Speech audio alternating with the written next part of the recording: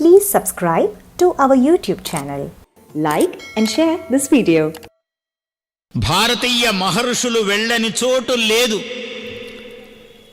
ఎవడు ఏ మతం పేరు పెట్టుకున్నా నిన్న మొన్న పుట్టినవాడు ఇందులో ఏదో ఒక భాగము కాపీ కొట్టివాడు చెప్పవలసిందే తప్ప ఏ క్రొత్త అంశము చెప్పే అవకాశము లేదు. ఈ భూమండలములోనే అటువంటిది లేదు. దేహో దేవాలయ ప్రోక్త జీవో దేవ సనాతన త్యజేత్ అజ్ఞాన నిర్మాల్యం సోహం భావేన పూజయేత్. ఏం చెప్పాడు? ఈ దేహమే దేవాలయంరా, ఇందులో ఉన్న జీవుడే సనాతనమైన దేవుడు అన్నాడు.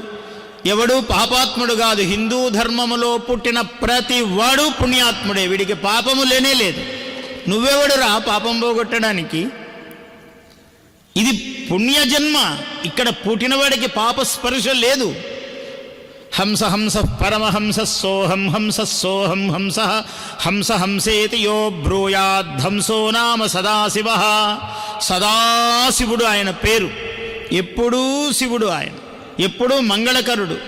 ఎందుకంటే హంస హంస సోహం సోహం సోహం సోహం సో హంస హంస అంటూ ఉంటే ఈ హంస గాయత్రి అన్నారు. హంసోహం సోహం సోహం సోహం సోహం అవుతుంది. అది హంసో హంసో అనేది సోహం సోహం అవుతుంది. ఆ శబ్దములో ఉన్న రహస్యం. ఆ హంస ఏమిటి అంటే ఉచ్ఛ్వాస నిశ్వాసములే రెండు రెక్కలు ఈ హంసకు. అటువంటి అందుకనే మహాత్ములను పరమహంసలు అన్నారు. Please subscribe to our YouTube channel.